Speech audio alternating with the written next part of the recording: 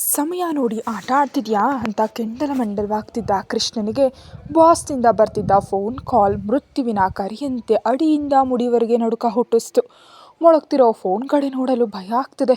ಅದು ಯಮಧರ್ಮರಾಜನ ಕಿರುಚಾಟದಂತೆ ಕೇಳಿಸ್ತಿದ್ರೆ boss number ನೋಡಿದ ರಂಗ, ಏನು ಸಾರು ಬಾಸ್ ಫೋನ್ ಎತ್ತಿದೆ ಹಾಗೆ ಬಿಗ್ಗುಮಾನದಿಂದ ನಿಂತಿದ್ದೀರಿ, ಇನ್ನೊಂದು ರಿಂಗ್ ಆದಮೇಲೆ ಅವರೇ ಇಲ್ಲಿಗೆ ಬಂದುಬಿಡ್ತಾರೆ, ಆಗ ನೀವು ಇರ್ತೀರೋ ಹೋಗ್ತಿರೋ, ನೋಡೋದಕ್ಕೆ ನೀವೇ ಇರೋದಿಲ್ಲ, ಸುಮ್ಮನೆ ಫೋನ್ ಲಿಫ್ಟ್ ಮಾಡಿ ಅಂತ ಅಂದ. ರಂಗನ ಮಾತಿನಿಂದ ಲೋಕಕ್ಕೆ ಬಂದವರಂತೆ ಭಯದಿಂದ ನಡುಗುವ ಬೆರಳುಗಳಿಂದ ಫೋನ್ ಲಿಫ್ಟ್ ಮಾಡ್ದ. ಬಹಳ ಗಂಭೀರವಾದ ಧ್ವನಿಯಲ್ಲಿ, ಹೇಳಿದ ಕೆಲಸ ಆಯ್ತಾ ಕೃಷ್ಣ ಅಂತ ಕೇಳ್ದ ಆ ವ್ಯಕ್ತಿ. ಹುಡುಗಿಯನ್ನ ನೋಡಿದ್ದೀವಿ, ಆದರೆ ಮಾತನಾಡೋದಕ್ಕೆ ಅವಕಾಶ ಕೊಡ್ತಿಲ್ಲ ಸರ್. ಈಗಲೇ ಅವಳು ಆಫೀಸ್ಗೆ ಹೋಗ್ತಿದ್ದೀನಿ, ಅಲ್ಲಿ ಹೇಳಿ ಕರ್ಕೊಂಡು ಬರ್ತೀನಿ ಸರ್ ಅಂದ ನಡಕ್ತಿರೋ ಧ್ವನಿಯಲ್ಲಿ ವಿನಯವಾಗಿ. ಇದೇ ಮಾತು ನಾಳೆ ನಾನು ಬಂದಾಗ ರಿಪೀಟ್ ಆದರೆ ನಿನ್ನ ಶವ ಕೂಡ ಸಿಗೋದಿಲ್ಲ ಅಂತ ಹೇಳಿ ಫೋನ್ ಕಟ್ ಮಾಡ್ದ. ಅಲ್ಲಿವರೆಗೆ ಉಸಿರು ಬಿಗಿ ಹಿಡಿದಿದ್ದ ಕೃಷ್ಣ ನಿಟ್ಟುಸಿರು ಬಿಟ್ಟ. ಯಜಮಾನನ ಧ್ವನಿ ಕೇಳ್ತಿದ್ದಂತೆ ರಂಗ ಕಾರಿನ ವೇಗ ಹೆಚ್ಚಿಸ್ದ. 10 ನಿಮಿಷದಲ್ಲಿ ಅನ್ವಿಕಾ ಇರೋ ಆಫೀಸ್ಗೆ ತಲುಪದ. ರಂಗ ಕಾರ್ನಲ್ಲಿದ್ದರೆ ಮ್ಯಾನೇಜರ್ ಕೃಷ್ಣ ನೇರವಾಗಿ ರಿಸೆಪ್ಷನ್ ಹತ್ರ ಹೋಗಿ ತನ್ನ ಕುತ್ತಿಗೆಯಲ್ಲಿದ್ದ ID ಮತ್ತು ತಮ್ಮ ಆಫೀಸ್ ವಿಸಿಟಿಂಗ್ ಕಾರ್ಡ್ ತೋರಿಸ್ದ. ಆಕೆ ಗಂಭೀರವಾಗಿ ನಿಂತು, ಹೇಳಿ ಸರ್ ಅಂದ್ಲು ಗೌರವದಿಂದ. ಇಲ್ಲಿನ ಮ್ಯಾನೇಜರ್ ಜೊತೆ ಮಾತಾಡಬೇಕು ಅಂದ ಕೃಷ್ಣ. ನೇರವಾಗಿ ಅನ್ವಿಕಾ ಜೊತೆ ಮಾತಾಡೋದಕ್ಕಿಂತ ಮ್ಯಾನೇಜರ್ ಜೊತೆ ಮಾತಾಡಿದ್ರೆ ಉತ್ತಮ ಎಂಬುದು ಅವನ ಆಲೋಚನೆ. 1 ನಿಮಿಷ ಸರ್, ಅವರಿಗೆ ಇನ್ಫಾರ್ಮ್ ಮಾಡ್ತೀನಿ ಅಂತ ಮ್ಯಾನೇಜರ್ಗೆ ಕಾಲ್ ಮಾಡಿ, ನಿಮ್ಮನ್ನು ಭೇಟಿಯಾಗೋದಕ್ಕೆ RK ಕಂಪನಿಯ ಮ್ಯಾನೇಜರ್ ಬಂದಿದ್ದಾರೆ ಅಂತ ಹೇಳಿದ್ರು ಸರ್, ನಿಮ್ಮನ್ನು ಒಳಗೆ ಬರೋದಕ್ಕೆ ಹೇಳ್ತಿದ್ದಾರೆ ಹೋಗಿ ಅಂತ ಫ್ಲೋರ್ ನಂಬರ್ ಹೇಳಿದ್ಲು. ಥ್ಯಾಂಕ್ ಯು ಅಂತ ಹೋದ ಕೃಷ್ಣ. ತನ್ನ ಸೀಟ್ನಲ್ಲಿ ಕೂತು ಸಿಸ್ಟಮ್ ಆನ್ ಮಾಡಿದಾಗ ಅನ್ವಿಕಾಳಿಗೆ ಬೇಸರವಾಗ್ತಿತ್ತು. ಅಷ್ಟು ಯಾರವನು, ನೋಡೋದಕ್ಕೆ ದೊಡ್ಡ ವಯಸ್ಸಿನವನು ನಿಂತಿದ್ದಾನೆ, ಆದರೆ ನನ್ನ ಜೊತೆ ಮಾತಾಡೋದಕ್ಕೆ ನೋಡ್ತಿದ್ದಾನೆ, ನಿಜಕ್ಕೂ ನನ್ನ ಜೊತೆ ಅವನಿಗೇನು ಕೆಲಸ ಅಂತ ಅಸಹನೆಯಿಂದ ಯೋಚಿಸ್ತಿದ್ರೆ, ಅನ್ವಿಕಾ ನಿನ್ನ ಮೋಹನ್ ಸರ್ ಕರೀತಿದ್ದಾರೆ ಅಂತ ಸಹೋದ್ಯೋಗಿಯೊಬ್ಬಳು ಹೇಳಿದ್ಲು. ಯಾಕೆ ಅಂತ ಕೇಳಿದರೆ, ಏನೋ ಗೊತ್ತಿಲ್ಲ ಅಂದ್ಲು. ಸರಿ ಅಂತ ಮ್ಯಾನೇಜರ್ ಕ್ಯಾಬಿನ್ಗೆ ಹೋದ. ಅನ್ವಿಕಾ, ಮೈ ಕಮಿನ್ಸು ಅಂತ ಕೇಳಿದ್ಲು. ಕಮಿನ್ ಎಂದು ಬಂದ ಅನ್ವಿಕಾಳನ್ನು ನೋಡಿ, ಮಿಸ್ ಅನ್ವಿಕಾ, ನಿಮ್ಮ ಜೊತೆ ಮಾತಾಡಬೇಕೆಂದು ನಮ್ಮ ಕಂಪನಿಯನ್ನು ಹುಡುಕೊಂಡು ಬಂದಿದ್ದಾರೆ RK ಕಂಪನಿಯ ಮ್ಯಾನೇಜರ್, ಪಕ್ಕದ ರೂಮ್ನಲ್ಲಿ ವೆಯ್ಟ್ ಮಾಡ್ತಿದ್ದಾರೆ, ಹೋಗಿ ಮಾತಾಡು ಅಂತ ಸ್ವಲ್ಪ ಶಾಂತವಾಗಿ ಅವನೇನು ಹೇಳ್ತಾನೋ ಕೇಳಿ, ನಮ್ಮ ಕಂಪನಿಗೆ ಏನಾದರೂ ಪ್ರಾಜೆಕ್ಟ್ಗಳಲ್ಲಿ ಪಾರ್ಟ್ನರ್ಶಿಪ್ ಕೊಡ್ತಾರಾ ಅಂತ ಕೇಳು, ನಿಜಕ್ಕೂ ನಮ್ಮ ಶೇರ್ಸ್ ಕಡಿಮೆ ಇವೆ, ಅಷ್ಟು ದೊಡ್ಡ ಕಂಪ್ನಿ ಮ್ಯಾನೇಜರ್ ನಮಗಾಗಿ ಬಂದಿದ್ದಾರೆ ಅಂದರೆ ನಿನ್ನ ಪರವಾಗಿ ಕಂಪ್ನಿಗೆ ಯಾವುದೋ ಒಂದು ಒಳ್ಳೆಯ ಅವಕಾಶ ಬರಲಿದೆ, ಹೋಗು ಅಂದ. ನಿಜಕ್ಕೂ ಅವನು ಯಾರ ಬಗ್ಗೆ ಹೇಳ್ತಿದ್ದಾನೋ ಅರ್ಥ ಆಗದೆ ಆಗಲೇ ಲಾಭ ನಷ್ಟದ ಬಗ್ಗೆ ಮಾತಾಡ್ತಿರೋ ಅವನನ್ನು ಕಿರಿಕಿರಿಯಿಂದ ನೋಡಿ ಹೋದ್ಲು. ಡೋರ್ ತೆರೆದ ಅವಳಿಗೆ ದಿನ ಕಾರ್ನಲ್ಲಿ ಬರ್ತಿದ್ದ ಕೃಷ್ಣ ಕಾಣಿಸಿ ಮುಖ ರೌದ್ರವಾಗಿ ಬದಲಾಯಿತು. ಅನ್ವಿಕಾಳನ್ನು ನೋಡುತ್ತಲೇ ಕೃಷ್ಣ, ಅಮ್ಮ ನನ್ನ ತಪ್ಪಾಗಿ ತಿಳಿಬೇಡಿ, ನಾನು ಯಾವುದೇ ಕೆಟ್ಟ ಉದ್ದೇಶದಿಂದ ಇಲ್ಲಿಗೆ ಬಂದಿಲ್ಲ, ನಿಮ್ಮ ಜೊತೆ ಒಂದು ಮುಖ್ಯವಾದ ವಿಷಯ ಮಾತಾಡೋದಕ್ಕೆ ಬಂದಿದ್ದೀನಿ ಅಂದ. ಅವನ ಮಾತಿನ ರೀತಿಗೆ ಏನು ಅಂದ್ಲು ಆವೇಶ ಕಡಿಮೆ ಮಾಡಿಕೊಂಡು. ಅನ್ವಿಕಾಳಿಗೆ ಒಬ್ಬಳೇ ಇದ್ದಾಗ ಇಂತಹವ್ರ ಜೊತೆ ಮಾತಾಡೋದಕ್ಕೆ ಭಯ, ಆದರೆ ಆಫೀಸ್ನಲ್ಲಿ ಎಲ್ಲರೂ ಇರೋದ್ರಿಂದ ಆ ಫೋಬಿಯಾ ಅಷ್ಟಾಗಿ ಬರಲಿಲ್ಲ. ಅಮ್ಮ, ನನ್ನ ಹೆಸರು ಕೃಷ್ಣ, ನಮ್ಮ ಇಂಡಿಯಾದಲ್ಲೇ ಒನ್ ಆಫ್ ದಿ ಟಾಪ್ ಕಂಪನಿಯಾದ RK ಸಾಫ್ಟ್ವೇರ್ ಸೊಲ್ಯೂಷನ್ಸ್ನಲ್ಲಿ ಮ್ಯಾನೇಜರಾಗಿ ಕೆಲಸ ಮಾಡ್ತಿದ್ದೀನಿ. ನಾನು ಬಂದ ವಿಷಯ ಏನಂದರೆ, ಅವನು ಹೇಳೋ ಮೊದಲೇ ಕೈ ಅಡ್ಡ ಇಟ್ಟು ನನ್ನನ್ನು ಫಾಲೋ ಮಾಡ್ತಾ ಬಂದಿದ್ದೀರಾ ಅಂತ ಕೇಳಿದ್ಲು. ಹೌದಮ್ಮ ಅಂದ ವಿನಯವಾಗಿ. ನಿಮಗೆ ಸ್ವಲ್ಪವಾದರೂ ಬುದ್ಧಿ ಜ್ಞಾನ ಇಲ್ವಾ? ಹೆಣ್ಣು ಮಗಳ ಹಿಂದೆ ಬಿದ್ದು ಫಾಲೋ ಮಾಡೋದಕ್ಕೆ, ಅದರಲ್ಲೂ ನನ್ನ ಜೊತೆ ಮಾತಾಡೋದಕ್ಕೆ ನೇರವಾಗಿ ಆಫೀಸಿಗೆ ಬಂದು ನಿಮ್ಮ ಪ್ರಭಾವ ಬಳಸ್ಕೊಂಡಿದ್ದೀರಿ. ಅಂತಹ ನಿಮ್ಮ ಜೊತೆ ಮಾತಾಡಬೇಕಾದ ಅವಶ್ಯಕತೆ ಯಾವುದು ನನಗಿಲ್ಲ. ವಯಸ್ಸಿನಲ್ಲಿ ಹಿರಿಯರು ಅಂತ ಗೌರವದಿಂದ ಹೇಳ್ತಿದ್ದೀನಿ, ಇನ್ನೊಂದು ಕ್ಷಣ ಇಲ್ಲಿದ್ದರೆ ಪೊಲೀಸರನ್ನ ಕರಿತೀನಿ ಅಂತ ಕೋಪದಿಂದ ಅರಚಿದ್ಲು. ಕೃಷ್ಣನಿಗೆ 3 ಲೋಕನೂ ಕಂಡಂಗಾಯಿತು. ಅಸಲು ಏನು ನಡೀತಿದೆ ಅಂತ ಅರ್ಥ ಆಗಲಿಲ್ಲ. ತನ್ನ ಪಾಡಿಗೆ ತಾನು ಆರಾಮವಾಗಿ AC ರೂಮ್ನಲ್ಲಿ ಕಂಪ್ಯೂಟರ್ ಮುಂದೆ ಕುಳಿತು ಕೆಲಸ ಮಾಡ್ಕೊಳ್ತಿದ್ದವನು ತಮ್ಮ ಬಾಸ್ ಆರ್ಡರ್ ಕಾರಣದಿಂದ 4 ದಿನಗಳಿಂದ AC ಕಾರ್ ತಪ್ಪಿದ್ರೆ ಬೇರೆ ಗತಿ ಇಲ್ಲದಂತಾಗಿದೆ. ಅದರಲ್ಲೂ ಈ ಹುಡುಗಿ ಅಸಹ್ಯವಾಗಿ ನೋಡೋ ನೋಟ, ಈಗ ಆಡ್ತಿರೋ ಮಾತುಗಳು, ತಾನು ಯಾವ ಉದ್ಯೋಗಕ್ಕೆ ಬಂದೆ ಅಂತ ಅರ್ಥ ಆಗ್ತಿಲ್ಲ. ಅಷ್ಟರಲ್ಲೇ ಬಾಸ್ನ ಫೋನ್ ಕಾಲ್ ನೆನಪಾಗಿ ಎದೆಯಲ್ಲಿ ನಡುಕ ಹುಟ್ಟಿ ಅನ್ವಿಕಾ ಬೈದರೂ ಪರವಾಗಿಲ್ಲ, ತಾನು ಹೇಳಬೇಕಾದದ್ದನ್ನು ಹೇಳಿಯೇ ಇಲ್ಲಿಂದ ಹೋಗಬೇಕಂತ ಧೈರ್ಯ ತಂದುಕೊಂಡು, ತಾಯಿ, ನಾನು ನಿನಗೆ ಚಿಕ್ಕಪ್ಪ ಇದ್ದಂತೆ.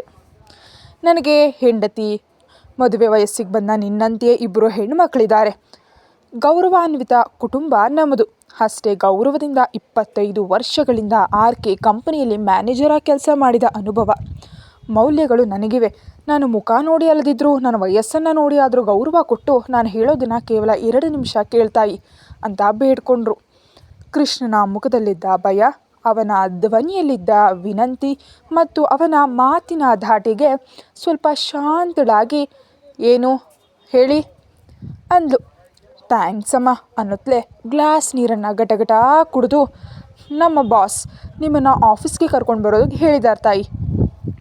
ನಾಳೆ ಅವರು ಫಾರಿನ್ನಿಂದ ಬರ್ತಾರೆ.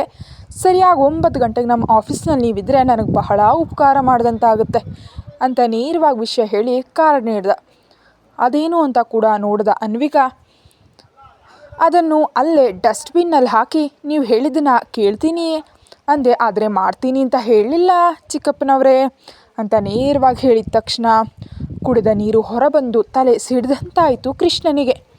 ದೇವ್ರೇ, ಯಾರು ಎಲ್ಲೂ ತಗ್ತಿಲ್ಲ, ಮಧ್ಯದಲ್ಲಿ ಆರತಿ ಕರ್ಪೂರದಂತೆ ನಾನೇ ಕರೆಗೆ ಹೋಗುವಂತಿದ್ದೀನಿ ಅಂತ ಅಮ್ಮ ಹಿರಿಯನಾಗಿ ಹೇಳ್ತಿದ್ದೀನಿ. ಅಷ್ಟು ದೊಡ್ಡವರು ಸುಮ್ಮನೆ ಕರೆಯೋದಿಲ್ಲ, ಯಾವುದೋ ಮುಖ್ಯವಾದ ವಿಷಯವೇ ಇರುತ್ತೆ. ನನ್ನ ಮಾತು ಮನಸ್ಸಿಗೆ ಒಂದು ಸಲ ಬಂದು ಹೋಗಮ್ಮ ಅಂತ ದೀನವಾಗಿ ನೋಡ್ದ. ಮುಖ ಪರಿಚಯ ಇಲ್ಲದ ನೀವು ಯಾರ ಬಗ್ಗೆಯೋ ಹೇಳಿದರೆ ನನ್ನ ಕೆಲಸ ಬಿಟ್ಟು ಬರಬೇಕಾದ ಅವಶ್ಯಕತೆ ನನಗಿಲ್ಲ. ನನ್ನ ಉದ್ಯೋಗ ನನಗಿದೆ. ನಿಜಕ್ಕೂ ಅಷ್ಟು ದೊಡ್ಡ ಮನುಷ್ಯನಿಗೆ ನನ್ನ ಜೊತೆ ಏನು ಕೆಲಸ? ನಾನೇನು ಈ ಕಂಪ್ನಿಯಲ್ಲಿ ಹೈಯೆಸ್ಟ್ ಪೇಯ್ಡ್ ಎಂಪ್ಲಾಯ್ ಅಲ್ಲ, 15,000 ಸಂಬಳ ಪಡೆಯೋ ಮಾಮೂಲಿ ಉದ್ಯೋಗಿ.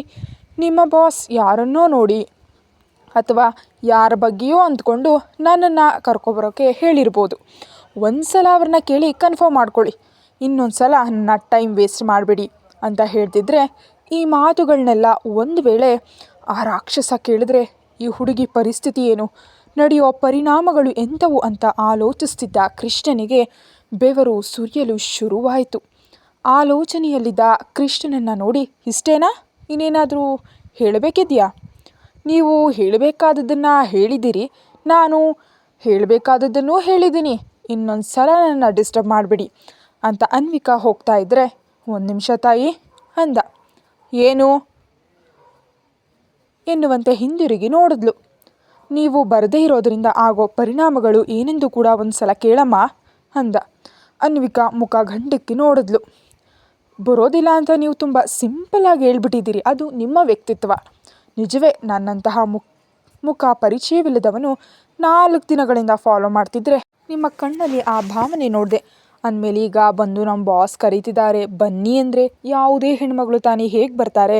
ಆದರೆ ಒಂದು ತಾಯಿ, ಅವರು ದೊಡ್ಡವರು ಹೀಗೆ ಹೇಳ್ತಾರೆ, ಇದು ಬಹಳ ಮರ್ಯಾದೆ, ನಮ್ಮಂಥವ್ರಿಗೆ ಇದೇ ಬಹಳ ಹೆಚ್ಚು ಅಂತ ನಾನು ಭಾವಿಸ್ತೀನಿ. ಯಾಕಂದರೆ ನಾನು ನಿನ್ನಂತೆಯೇ ಮಧ್ಯಮ ವರ್ಗದ ಮನುಷ್ಯನಾದ್ದರಿಂದ ಅವರು ಬೇರೆ ಯಾರಿಗೂ ಕೊಡೋದು ಕಾರಣ ನಿನ್ನನ್ನು ಕರೆತೊರೆದು ಕಳಿಸಿದ್ದಾರೆ ಅಂದರೆ ಅವರು ಒಂದು ಹೆಜ್ಜೆ ಕೆಳಗೆ ಇಳಿದಂತೆಯೇ. ಈಗ ನೀವು ಬರೋದಿಲ್ಲ ಅಂತ ನಾನು ಹೋಗಿ ಹೇಳಿದ್ರೆ ಏನು ನಡೀತದೆ ಅಂತ ಗೊತ್ತಾ ಅಂದ ಕೃಷ್ಣ. ಏನಾಗುತ್ತೆ ಎನ್ನುವಂತೆ ಆಶ್ಚರ್ಯದಿಂದ ನೋಡಿದ್ಲು. ಫಸ್ಟ್ ನನ್ನ ಪ್ರಾಣ ಹೋಗೋದು ಅಥವಾ ನನ್ನ ಕುಟುಂಬ ಬೀದಿಗೆ ಬರೋದು ನಡೆಯುತ್ತೆ. ಮನುಷ್ಯರನ್ನು ಕೊಲ್ಲುವಂಥ ರಾಕ್ಷಸನಲ್ಲ, ಹಾಗೆಂದು ಹೇಳಿದ ಕೆಲಸ ಮಾಡದಿದ್ದರೆ ಕ್ಷಮಿಸುವಂಥ ಒಳ್ಳೆ ಮನಸ್ಸಿನವನೂ ಅಲ್ಲ. ಹಾಗಾಗಿ ಈ 2ರಲ್ಲಿ ಯಾವುದೋ ಒಂದು ನಡೆಯುತ್ತೆ. ಅಷ್ಟಕ್ಕೆ ಇದು ನಿಲ್ಲೋದಿಲ್ಲ. ನೀವು ಕೆಲಸ ಮಾಡ್ತಿರೋ ಈ ಕಂಪ್ನಿಯನ್ನು ಅವರೇ ಕೊಂಡ್ಕೊಳ್ತಾರೆ, ಹಾಗೆ ನಿಮ್ಮನ್ನು ತಮ್ಮ ಹತ್ರ ಸಿಲುಕಿಸ್ಕೊಳ್ತಾರೆ ಅಥವಾ ಈ ಕಂಪ್ನಿಯನ್ನು ದಿವಾಳಿ ಎಬ್ಬಿಸ್ತಾರೆ. ನಿಮಗೆ ಇನ್ನೆಲ್ಲೂ ಕೆಲಸ ಸಿಗದಂತೆ ಮಾಡಿ ತಿರುಗಿ ಅವರ ಕಾಲುಗಳ ಬಳಿ ಹೋಗುವಂತೆ ಮಾಡೋ ಅಸಾಧ್ಯ ವ್ಯಕ್ತಿ ಅವರಷ್ಟು ಸಮರ್ಥರು. ಇವನ್ನೆಲ್ಲ ಭರಿಸ್ತೀನಿ, ಆದರೆ ಹೋಗೋದಿಲ್ಲ ಅಂತೀರಾ?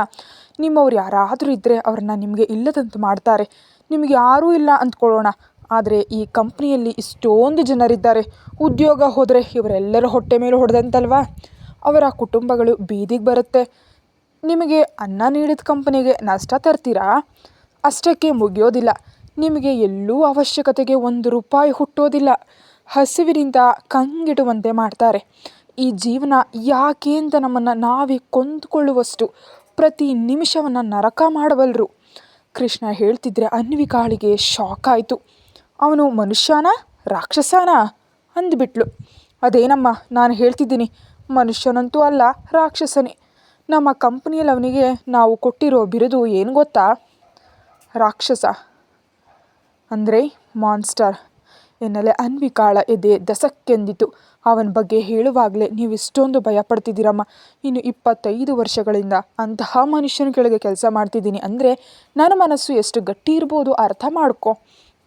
ಆದರೆ ಆ ಕಂಪನಿಗೆ ಸೇರಿದ ಮೇಲೆ ನಾನು ಸ್ವಂತ ಮನೆ ಕಟ್ಕೊಂಡೆ. ನನ್ನ ಮಕ್ಕಳನ್ನು ಒಳ್ಳೆ ಕಾಲೇಜಿನಲ್ಲಿ ಓದಿಸ್ತಿದ್ದೀನಿ. ನಾಳೆ ಅವರ ಮದುವೆಗೆ ಹಣಕ್ಕಾಗಿ ಹುಡುಕಬೇಕಾದ ಅಗತ್ಯ ಇಲ್ಲ. ಸಹಾಯ ಮಾಡೋದ್ರಲ್ಲಿ ದೇವರು. ಆದರೆ ಕೋಪ ಬಂದರೆ ಮಾತ್ರ ರಾವಣಾಸುರ ಕೂಡ ಅವನ ಮುಂದೆ ಸಾಟಿ ಇಲ್ಲ. ಕೃಷ್ಣ ಅವರ ಬಾಸ್ ಗುಣಗಳ ಬಗ್ಗೆ ಹೇಳ್ತಾ ಇದ್ದರೆ ಒಬ್ಬ ಮನುಷ್ಯನಲ್ಲಿ ಇಷ್ಟೊಂದು ಬದಲಾವಣೆಗಳಿರುತ್ತವಾ ಎಂಬ ಸಂಭ್ರಮ ಒಂದೆಡೆ, ಮತ್ತೊಂದೆಡೆ ತೀವ್ರ ಭಯದಿಂದ ನೋಡಿದ್ಲು. ಮತ್ತು ಅಂಥ ಮನುಷ್ಯನಿಗೆ ನನ್ನ ಜೊತೆ ಏನು ಕೆಲಸ ಅಂದ್ಲು ಸ್ವಲ್ಪ ಮೆತ್ತಗೆ.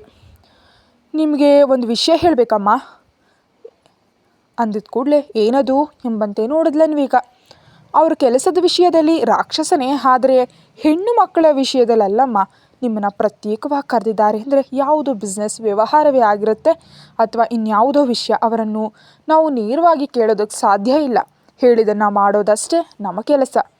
ಒಂದು ದಿನ ನಿನ್ನದೆಲ್ಲ ಅಂದ್ಕೊಂಡು ಬಂದು ಅವ್ರನ್ನ ಭೇಟಿಯಾಗಿ ಹೋಗು. ಏನು ಹೇಳ್ತಾರೆ ಕೇಳು. ನಂತರ ನಿನ್ನ ಅಭಿಪ್ರಾಯವನ್ನು ಧೈರ್ಯವಾಗಿ ಅವರ ಹತ್ರ ಹೇಳು. ಯಾಕಂದರೆ ಅಂತಹ ವಿಚಾರಗಳಲ್ಲಿ ಮಾತ್ರ ನಿನ್ನನ್ನು ಅವ್ರು ಯಾವುದೇ ತೊಂದರೆಗೆ ಗುರಿಪಡಿಸೋದಿಲ್ಲ. ನೀವು ಮಾಡೋ ಈ ಒಂದು ಒಳ್ಳೆ ಕೆಲಸದಿಂದಾಗಿ ಈ ಕಂಪ್ನಿಯಲ್ಲಿ ಕೆಲಸ ಮಾಡ್ತಿರೋ 100 ಮಂದಿ ಮತ್ತು ಇತ್ತ ನನ್ನನ್ನು ನಂಬಿರೋ ನನ್ನ ಕುಟುಂಬ ಬೀದಿಗೆ ಬೀಳದೇ ಇರುತ್ತೆ.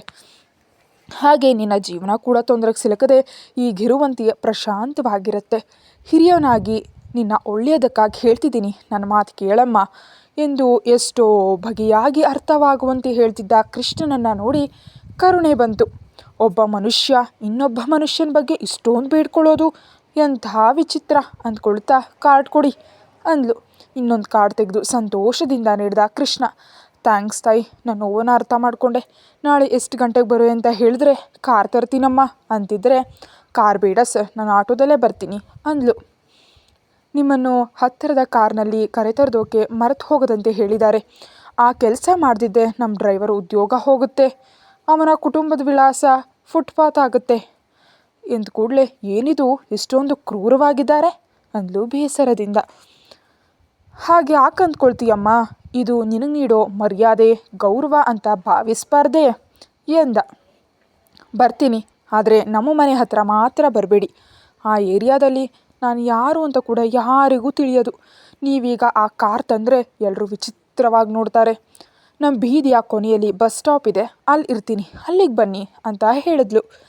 ಥ್ಯಾಂಕ್ಸ್ ತಾಯಿ, ಖಂಡಿತ ಬರ್ತೀನಿ. ನಾಳೆ 8:45 ಕಾರಲ್ಲಿರುತ್ತೆ, ನಾನು ಕೂಡ ಇರ್ತೀನಿ, ನಿನಗೆ ಯಾವುದೇ ಭಯ ಇಲ್ಲ ಅಂತ ಹೇಳ್ತಿದ್ರೆ ಸರಿ ಅಂತ ಹೋದ್ಲು ಅನ್ವಿಕಾ. ನಿಟ್ಟುಸಿರು ಬಿಟ್ಟ ಕೃಷ್ಣ. ಅಮ್ಮಯ್ಯ, ಹೇಗೋ ಬಂದು ಕೆಲಸ ಸಾಧಿಸ್ದೆ.